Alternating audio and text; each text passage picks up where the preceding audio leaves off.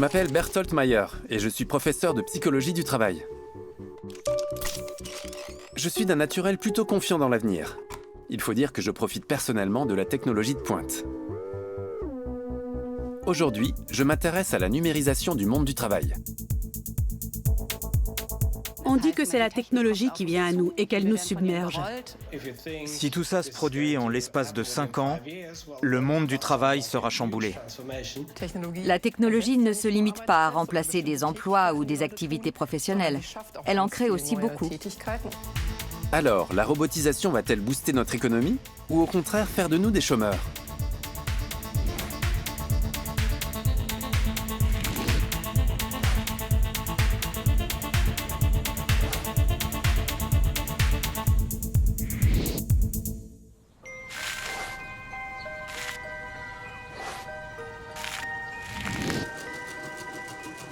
Cette question me conduit d'abord à Nuremberg, au Deutsches Museum.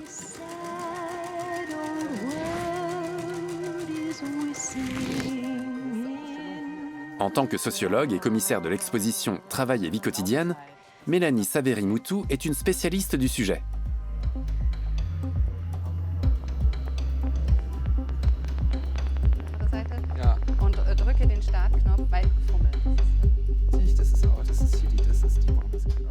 Alors, quel est l'avenir du monde du travail ? On est à l'aube d'une ère nouvelle. Tout sera encore plus rapide, plus efficace et surtout miniaturisé. Les tâches routinières pourront facilement être effectuées par des robots. Ça avait déjà commencé avec les machines à vapeur, mais ça va s'accentuer. Aujourd'hui, on utilise des machines quasiment dans tous les domaines, là où c'était inconcevable avant. Que pensez-vous de l'impact du numérique sur le travail ? À mon avis, il faut que l'ensemble de la société arrive à un consensus pour définir qui nous sommes et qui nous aspirons à devenir. Ensuite, il s'agit de déterminer dans quel secteur et sous quelle forme on permet le développement du numérique et quelles sont les possibilités dont on dispose pour l'utiliser à notre avantage. Mais pour ça, il faudrait d'abord définir en quoi consiste cet avantage. Pour l'instant, on n'en est pas encore là. On dit que c'est la technologie qui vient à nous et qu'elle nous submerge. Maintenant, je vais vous montrer une de nos créations phares qui a la bougeotte. Notre adorable petit chien robot. Joli. N'est-ce pas ? Quand on pense avenir du travail, des scènes de science-fiction nous reviennent automatiquement.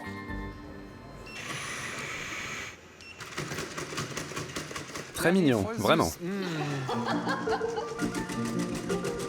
En tout cas, c'est impressionnant. Pour le coup, c'est adorable.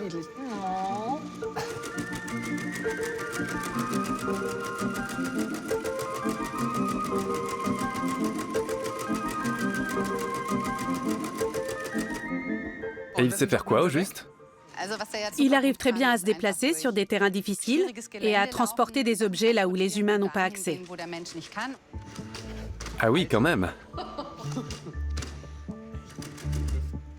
Sexy.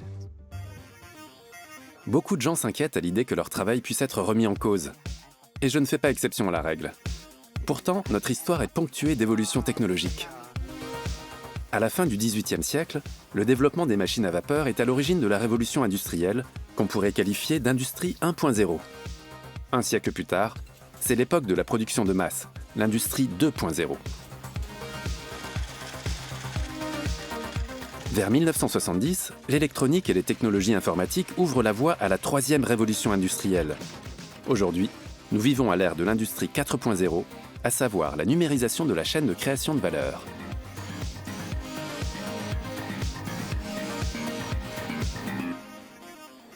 Comment réagissent les visiteurs de l'exposition face à cette représentation de l'avenir numérique ? Certains ont peur de se faire remplacer par les machines, bien sûr. On a déjà étudié la question. En fait, cette peur est née avant les années 1980. On entend dire depuis des lustres que les robots nous prennent notre travail. Pourtant, on a encore tous largement de quoi faire. À ce propos, l'Agence fédérale pour l'emploi a créé une plateforme très bien faite, appelée Job Futuromat. Elle permet aux amateurs de statistiques d'évaluer si tel métier ou telle tâche est automatisable ou pas. Et si oui, selon quel pourcentage. Tu as fait le test pour toi? Oui, pas de souci pour mon métier. Vous vous en doutez, la situation n'est pas aussi zen pour tout le monde. Dans certains secteurs, les salariés sont très inquiets pour leur poste, à juste titre.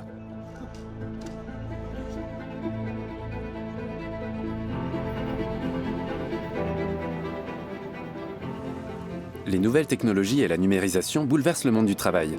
Mais entraînent-elles vraiment la disparition de certains métiers? Les pilotes, les banquiers et les conducteurs d'engins de chantier sont-ils menacés d'extinction?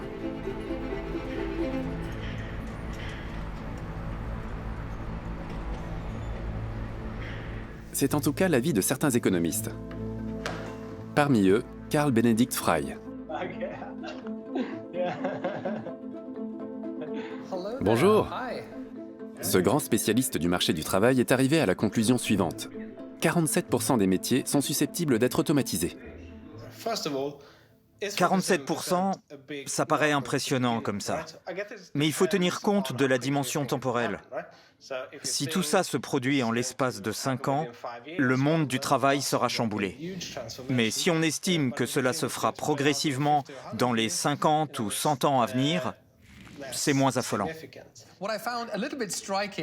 Un exemple m'a étonné dans votre étude.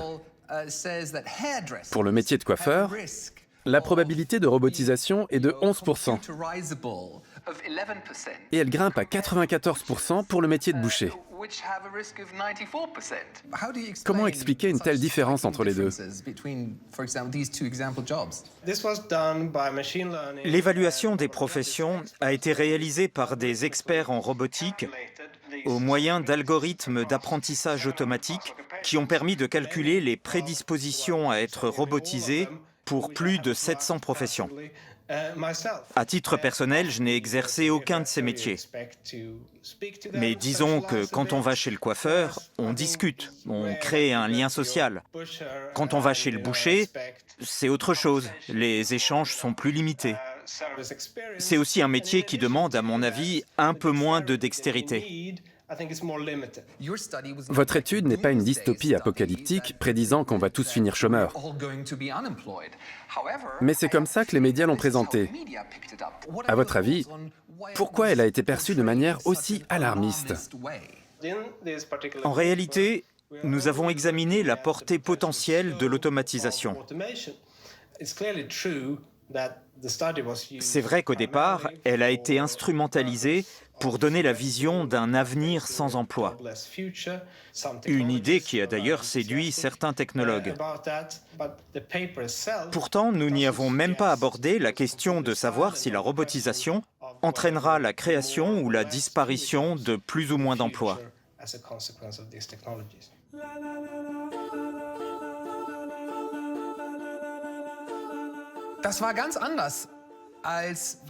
J'ai pas eu du tout ce ressenti en lisant l'étude en question. Selon moi, elle met en garde le grand public contre la robotisation annoncée. Et cette robotisation risque d'entraîner une pression encore plus forte sur les personnes peu instruites et qui ont un travail faiblement rémunéré. Il s'agit donc aussi de voir comment faire face à cette problématique au niveau sociétal.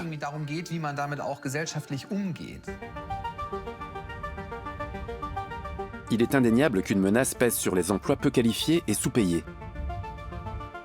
À l'avenir, y aura-t-il assez de travail pour tous ?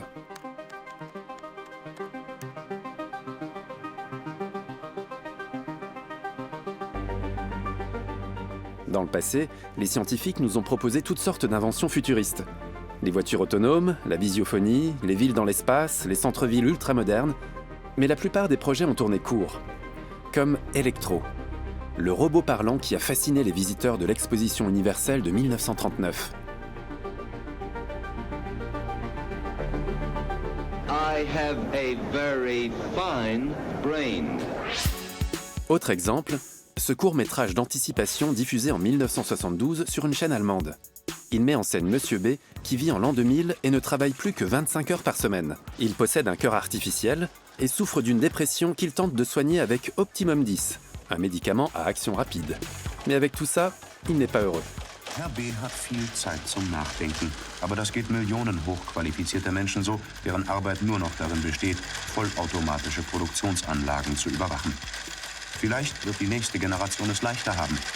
Herr B. ist jedenfalls noch das Produkt einer Epoche, in der man Arbeit für den Sinn des Lebens hielt. Bon, mais avouons qu'on n'est pas si loin de Monsieur B. Moi-même, j'aurais considéré il n'y a pas si longtemps encore que tenir ce smartphone avec cette prothèse relevait de la science-fiction.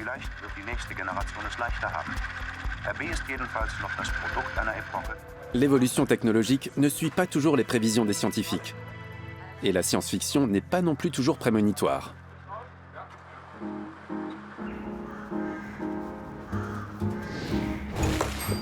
Direction Mannheim, pour avancer sur le sujet.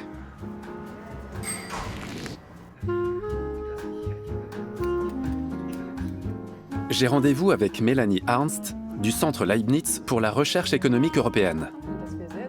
À l'instar de Karl Frey, elle étudie les effets de la numérisation sur le marché de l'emploi. En règle générale, l'influence de la technologie sur le monde du travail est bien plus complexe qu'on ne le pense. La technologie ne se limite pas à remplacer des emplois ou des activités professionnelles. Elle en crée aussi beaucoup. En fin de compte, les études sur le sujet prévoient deux évolutions possibles. Soit le nombre d'emplois restera stable si on considère l'ensemble de l'économie, soit on observera la création de nouveaux emplois. Comment ça se passe chez le coiffeur, par exemple? Il y a des tâches qu'on peut automatiser? En fait, presque aucune, parce qu'elles ont toute une dimension interactive. Nicole, l'activité de conseil, par exemple, ça représente quelle part dans ton travail? Une chose est sûre, discuter avec le client et lui donner des conseils, aucune machine ne peut le faire. D'accord, il y a des outils qui peuvent aider, comme les modèles de coiffure qu'on montre aux clients, les explications sur la couleur et ainsi de suite. Mais ce qui est propre à chaque personne, comme le type de cheveux, la forme de la tête, les caractéristiques de la chevelure ou la chute des cheveux, tout ça, il n'y a que le coiffeur qui peut l'évaluer. Il est irremplaçable. Dans ce métier, le lien social est essentiel. Même s'il existait une machine capable d'exécuter les tâches d'un coiffeur, je pense que les gens préféreraient le contact avec un être humain. C'est sûr. Il ne faut pas sous-estimer cet aspect. J'ai discuté avec Karl Frey à ce sujet. D'après l'étude qu'il a publiée, 47% des métiers qui existent aujourd'hui pourraient être automatisés. Qu'en pensez-vous? Il ne faut pas confondre automatiser et supplanter. Le potentiel d'automatisation, c'est d'abord la possibilité de remplacer tout ou partie d'un métier par des moyens purement techniques. Même si on s'en tient à cette perspective, qu'est-ce qui serait remplaçable par la technique en théorie? Je ne suis pas convaincue par ce chiffre de 47%. Et il y a de bonnes raisons de penser qu'il est surévalué. Mais encore? On peut définir une profession grosso modo par les tâches qui la composent. Maintenant, si on va sur un lieu de travail et qu'on demande à un employé de décrire de manière concrète ce qu'il fait au quotidien, on constate que beaucoup de tâches ne sont pas automatisables. Ça veut dire que la définition d'un métier n'est pas aussi figée que le suppose le modèle décrit par Karl Frey. Si on interrogeait un millier de personnes qui exercent le même métier, elles nous décriraient un éventail de tâches très variées. Et comme on l'a dit, beaucoup ne peuvent pas être automatisés. Partant de là, seuls 10% des salariés exercent des métiers qui sont largement automatisables. Donc vos travaux critiquent de manière implicite le modèle de Karl Frey et Michael Osborne. Oui, mais d'un autre côté, si on se base sur une description très sommaire des professions, même avec notre modèle, on retombe sur les chiffres de Frey et Osborne. Ah, ça prête à confusion du coup. En fait, nous ne sommes pas en contradiction. C'est juste qu'ils incluent dans leur étude une hypothèse que nous écartons. Or, si on l'écarte, l'ensemble ne tient plus vraiment la route. Vous avez déjà débattu avec Frey et Osborne à ce sujet? Moi non, mais mes co-auteurs oui. Et alors? Je ne pense pas que nous puissions vraiment trouver un terrain d'entente. D'une part, parce qu'ils refusent de remettre en question cette hypothèse de départ. D'autre part, et c'est un point essentiel, Le chiffre que vous avez cité, 47% d'automatisation, a souvent été interprété comme la disparition de 47% des emplois. Ce lien de cause à effet est totalement erroné. En fait, le chiffre a été sorti de son contexte et ça pose problème. Les divergences entre Mélanie Arndt et Karl Frey montrent que même les scientifiques ont du mal à évaluer la menace qui pèse sur nos emplois. Mais ça n'a rien d'étonnant. Après tout, la science n'est pas une machine à prédire l'avenir. Quoi qu'il en soit, s'il y en a bien un qui peut nous faire peur, c'est lui. Vous le connaissez ? C'est Atlas, le robot humanoïde conçu par la société américaine Boston Dynamics. Il a de quoi susciter l'enthousiasme, vu ses performances extrêmement élevées. Mais il est quand même un peu flippant, non ? Mais au fond, est-ce qu'on a déjà remplacé des employés par des robots ? Pas facile de le savoir, car beaucoup d'entreprises ont refusé de répondre à mes questions. J'en ai finalement déniché une à Balingen, dans le sud-ouest de l'Allemagne.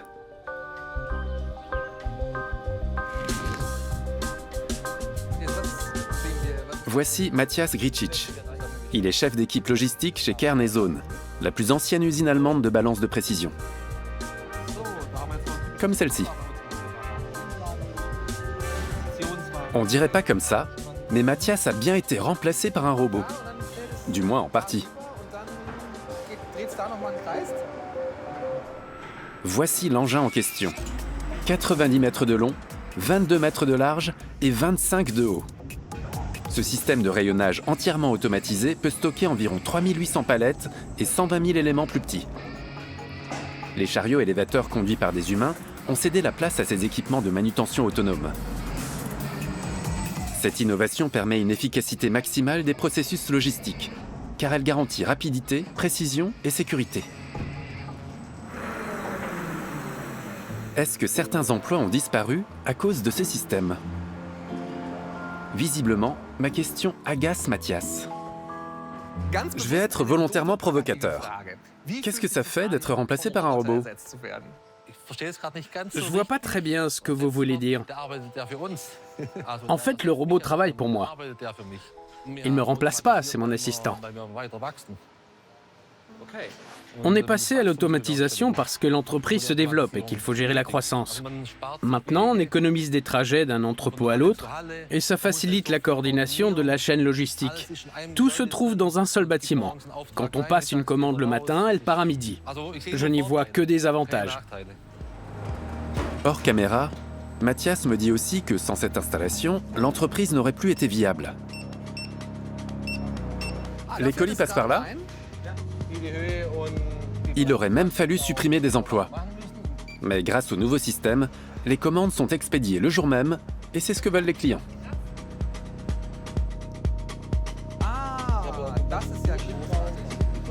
D'après certaines études, ce sont souvent des emplois comme celui de Matthias qui sont concernés par l'automatisation. Mais en l'absence de statistiques officielles, on ne sait pas combien sont réellement menacés.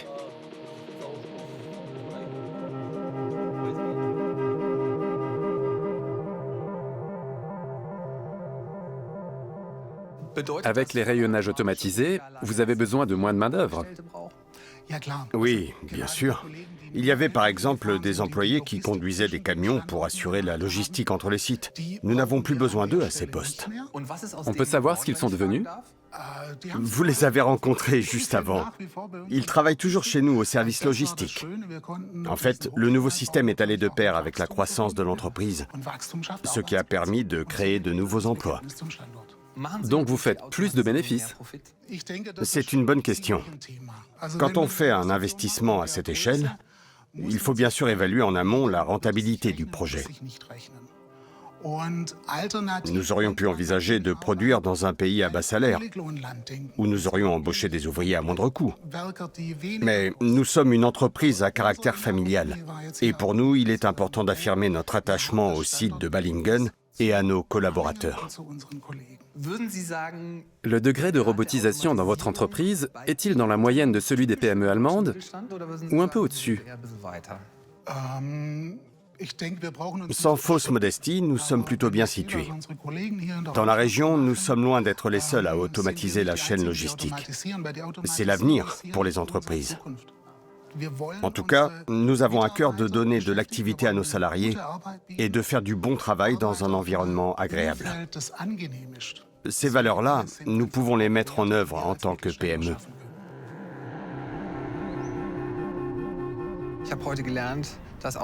J'ai appris aujourd'hui que grâce à l'automatisation, une entreprise peut rester sur le même site, qu'elle économise de la place et qu'elle propose peut-être aussi des emplois plus intéressants.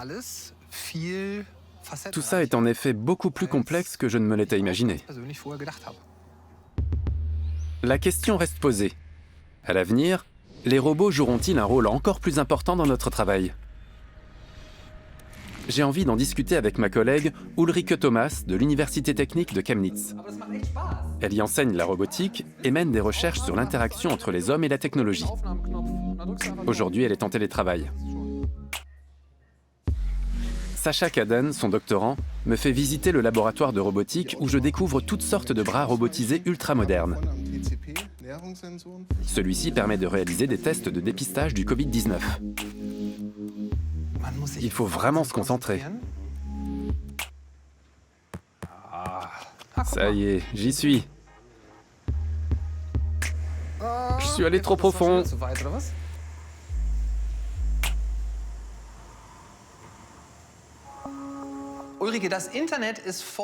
On voit plein de vidéos sur le net avec des robots humanoïdes qui se baladent partout et font des trucs incroyables. Mais j'en ai pas vu dans ton laboratoire. Pourquoi? C'est pas réaliste? Il existe quelques robots humanoïdes à l'heure actuelle. Notre objectif est d'en fabriquer, mais ils seront de la prochaine génération. Les robots actuels ont des articulations rigides et ils sont stupides. Aujourd'hui, ce qu'on voit, ce sont des robots aux mouvements préprogrammés qui sautent par-dessus des obstacles et marchent dans la neige. Mais dès qu'on leur demande quelque chose d'un peu différent, ils sont dépassés.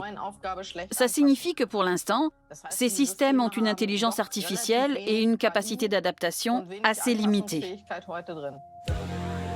Regardez par exemple ce robot préparateur de cocktails. Oui, vous avez bien entendu. Il a été mis au point par des étudiants en robotique pour automatiser la tâche répétitive qui consiste à mélanger les ingrédients des cocktails. Ça marche plutôt bien. Voilà. Jusqu'à ce qu'un imprévu se produise. Et là, il n'y a plus personne. Tu as bien remis les glaçons? C'est bon. Après plusieurs tentatives et 15 minutes d'attente, j'obtiens un cocktail tout à fait correct.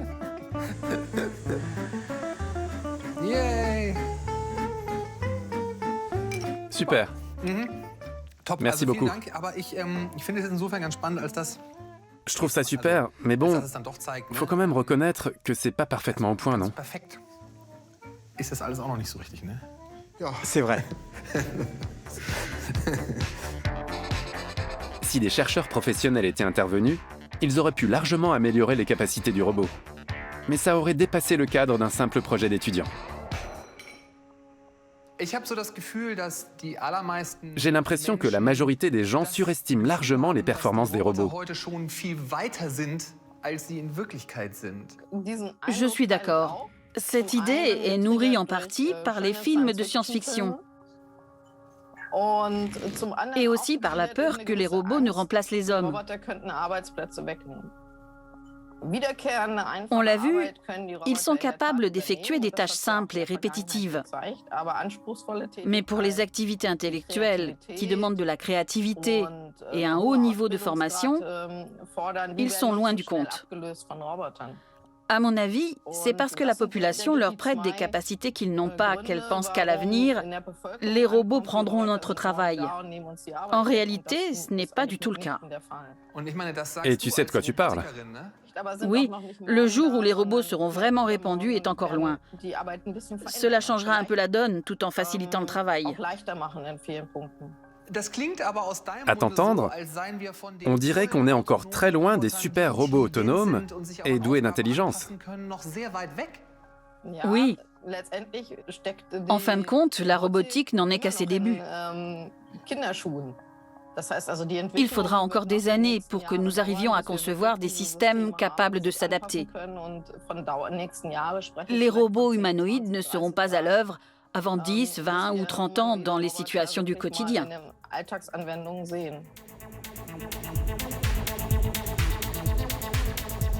Bon, c'est pas demain la veille qu'on vivra parmi les robots. Et les chercheurs ne sont pas tous d'accord sur les conséquences exactes de la robotisation. Une chose est sûre, la technologie fait de plus en plus partie de notre quotidien. Aussi, l'idéal serait de parvenir à une coexistence harmonieuse entre l'homme et la machine. Un peu comme moi et ma prothèse. Il suffit que je la branche sur mon synthé pour que mes pensées se transforment en musique. Magique, non? En soi, la technologie n'est ni bonne ni mauvaise. Alors, la numérisation va-t-elle détruire nos emplois? Honnêtement, ça me paraît pas d'actualité.